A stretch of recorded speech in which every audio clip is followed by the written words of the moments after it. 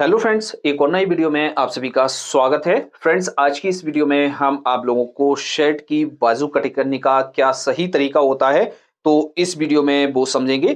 तो चलिए दोस्तों, वीडियो को शुरू करते हैं। दोस्तों, इस तरह से हमने कपड़े को ले लिया है। लेने के बाद दोस्तों इस तरह से हमने डबल फोल्ड करके बिछा लिया है। अब दोस्तों इसमें हम बाजू की कटिंग करेंगे।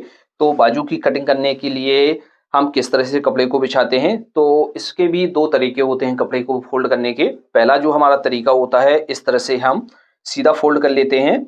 और दूसरा जो तरीका होता है, हम इस तरह से क्रॉस में कपड़े को बिछाते हैं फोल्ड करके। तो इसमें जो हम फोल्ड करके बिछाएंगे वो हम क्रॉस में फोल्ड करके बिछाएंगे।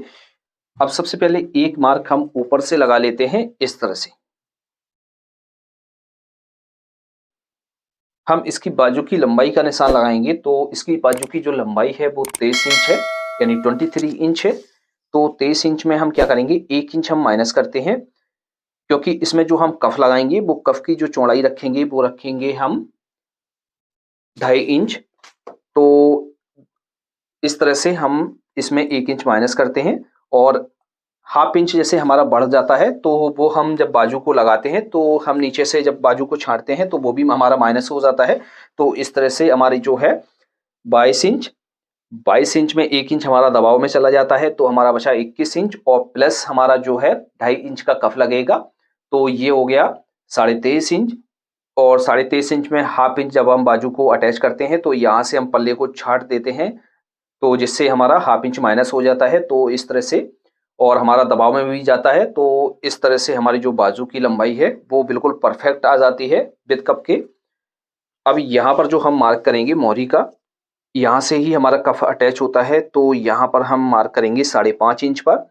तो जैसे हम इसमें जो कफ लगाएंगे वो 9.25 इंच का लगाएंगे। तो इस तरह से हमारा ये कफ हो गया, हाफ इंच हमारा दबाव में चला गया, और 1 इंच हमारी प्लेट पड़ जाती है आगे की तरफ। तो इस तरह से हम मार्क कर लेते हैं। अब जैसे आपको यहाँ पर प्लेट्स नहीं डालनी है तो आप 5 इंच पर भी मार्क कर सकते हैं। अब बात कर लेते हैं बाजू को डाउन करने का तरीका। बाजू को डाउन करने का जो तरीका होता है वो सीने के हिसाब से ही होता है।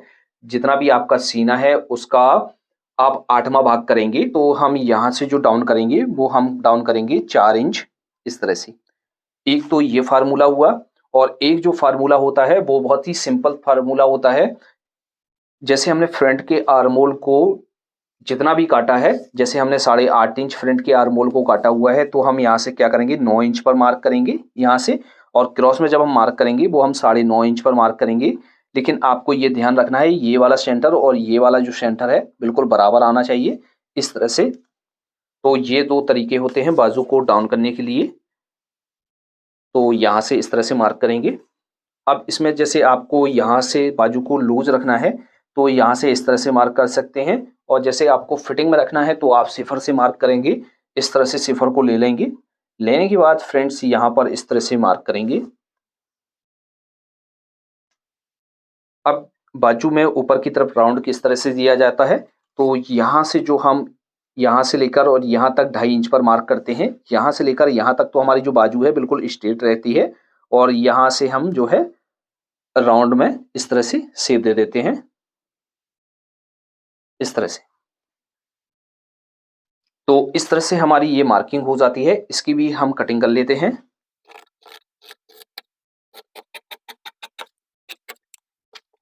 तो इस तरह से बाजू को कट कर लेना है। अब बाजू को कट करने के बाद इस तरह से हम बाजू को खोल कर रखते हैं। तो इसका जो है एक पार्ट तो ये हमारा सीधा है और एक पार्ट हमारा ऑरेब है। तो सीधे वाले की तरफ हमने जो ये मार्क किया हुआ था, इस तरफ हमें शेप देनी होती है, यानी गड्ढा देना होता है। तो यहाँ से हम अच्छी तरीके से शेप बनाकर यहाँ पर हम गड्ढा दे देंगे। ये जो है हमारा फ्रंट का पार्ट है। तो ये हमारा जब बाजू को हम लगाएंगे तो ये फ्रंट की तरफ रहेगी हमारी ये बाजू।